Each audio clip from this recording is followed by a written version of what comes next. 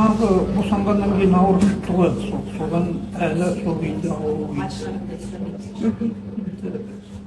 үйдің ішінде жүреді. Жаңағын ішеді, ұйықтайды, тұрады. Балдармен қарым-қатынасы жоқ. Балдар кейбіреуін білмейді дейді, кейбіреуін.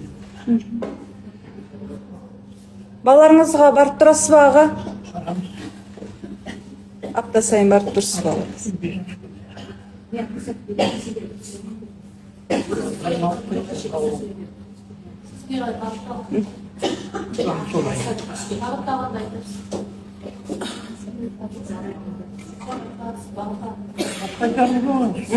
Елге айтар ештеңеңіз жоқ па, аға? Осы Әлі түсінбейсің әлі. Ішіне тап қалған кісі сияқтысың ағындай. Ешкімді ойлау да адамға.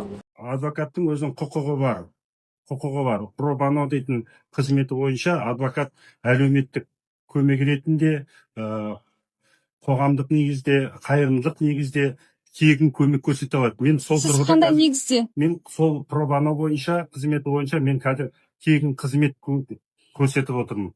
Тегін қызмет көрсетіп, бірақ ол бойынша көмектесіп отырсыз, иә, сотталушының туыстарына, өзіне, да? Иә, көмек ретінде әлеуметтік көмек дейтін бар. Әлеуметтік көмек қайырымдылық негізде көмек жасауға болады. Ол бойынша жасақталған оның туысқандарымен жасақталған келісімшарт бар. Сіз сонда сотталушының тегін көмек беруде енді қандай да бір қорғаушы, сіз қандай негіз болды қорғауға? Мүмкін сіз кінәсіз деп есептейтін боларсыз, иә? Мен ол турасында тағы да қайталап айтайын. Оны қазіргі кезде Сәрсенбай кінәлі болып танылған жоқ. Оны кінәлі деп айтуға жоқ, мойындады ғой айыбын. Мойындай берсін, бірақ та оны соттың құзыретін, оның қандай кінәлі ме, кінәлі емес пе, оны тек қана ең сот шешеді, оны тек қана. Ол қазіргі уақытта оны кінәлі деп әлі айтуға болмайды. Соттың алдын ала тергеуінде алдын ала ол айтқан болатын, өзінің кінәлімін деп айтқан жоқ. Ол өзі қандай жағдай болғанын, ол оқиғаға оның қандай қатысы бар екенін тек қана мәлімдеген болатын. Оның кінәсіз екендігін тек қана сотпен шешіледі. Мойындау дегенде ішінара мойындау бар, мойындамау бар да. Соның әлі енді толыққанды ертең өзінің жауабын береді. Сол кезде ол анықталады. Осы келесі сот процестерінде оның жауап табылады. Сол кезде ол толық ол бойынша өзін мәлімдейді. Сіз енді ашумен жасадым бұған, отбасы деген осындайға жеткізді дегеніне сіз сенесіз ба, қорғаушы ретінде? Ондай тұрғыда жауапты қазір мен сізге бере алмаймын.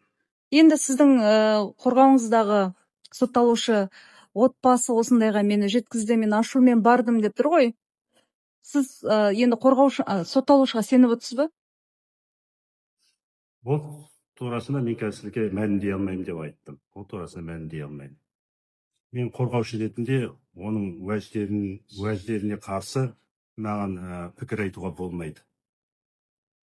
Енді сіз қорғаушы соғасын, сол кісінің пікірін жеткізбейсіз бе? Ол кісінің мен қазір уәждеріне келтіретін ертең берген жауаптарына қарсы мен қызмет ете алмаймын. Менің қорғаушысымын. Жоқ, қарсы емес, сіз соны сөзін... Бұл сұрағыңызға мен жауап бере алмаймын. Мен просто ашу араздығым болғаны, Ақтайдың ауыратын кезде 2024-тің 17-ші шілде айында, сонда әйелім өзі кетті, инфекционныйға, пневмониямен неғылған. Мен сонда қалып қойдым, потому что жүйеме алып мен сонда мен сізге сізге айттым.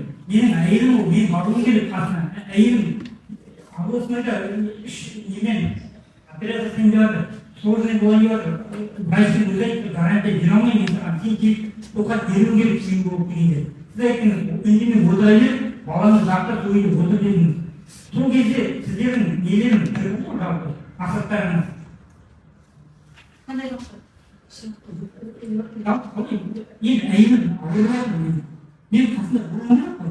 Жоқ, мені атамай басып ұстап, өздерінің әйелім олар операцияда ауырды, қасындағы адамдар жоқ, қоғамда.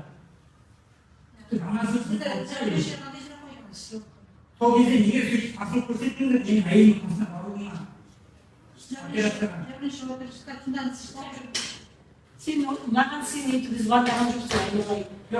Мен жұмыста тұрғанда ауылдан інім наурыз таксиге мініп жібердім сағат 2-де деп звондады. Сағат 7-де келді үйіне Ақбаян. Мен звондадым, сенімен бірге больницаға барайын дедім. Сосын апа мен киімдерін дайындап, біз скорый шақырып қойдым, өзім бардым, инфекционный больницаға түсті. Бұл Хасан Әлиев деген маған вообще телефон соғылданамын. Ешқандай оның бір ауыз сөзінде ешқандай өтірік айтты. Ешқандай. Маған жаңа Ақбаянға наурыз інім соқты. Ақбаян жолдаған бар. Сол мезгілде мен телефон соқтым. Сағат 7-де мұнайшыдағы үйіне келіп, киімдерін дайындап, сол жерде скорый шақыртып, инфекционный больницаға түсті. Содан мен инфекционныйдан облыстныйға барып операция Хасан Әлиев маған телефон соққан жоқ. Әке шешесімен сөйлескен болған. Бірақ менімен сөйлескен жоқ. Мен сөйлесті, неге оған сұрағына жауап бермеске. Соның ішінде неге олар қарсы келген әйелдің басына баруға. Ол кісіге өзінің несін айтты, бардым, осы өзім барайын деді. Сізбен сөйлескен жоқпын деп тұр ғой. Сөйлесті, әкесінің телефонын әкем апаға берді, әкем апа айтты. Ең олар көп естемей, тыныс қойдым, өзім барайын, өзім кешемін деді. Сол кезде мен кішкене тек ұшырып пайда болды. Өз қыздарының жаңасында жатқанда менің геспарым біраз үйленмадым. Жоқ, қалай мен Сізбен Хасан Әлиев бұл туралы сөйлесті ме? сөйлескен жоқ. Өтірік. Телефон апа сөйлесті сол. Сөйлескен жоқ. Наурыз күні миянға апарып, сол мияны сол үшін әкелгенде сағат 2-де таксиге мінгізіп, Атырауға жібердім өзін. Өзі келді, мен Ақбаянға өзім телефон соққанда бұл айтты. Киімдерін дайындап, скорый шақыртып қойдым өзіме. Бұл балалардың қасында қалып қойған сонда. Оған мен мысалы қалып өзімнің етемін деп айтқан жоқпын.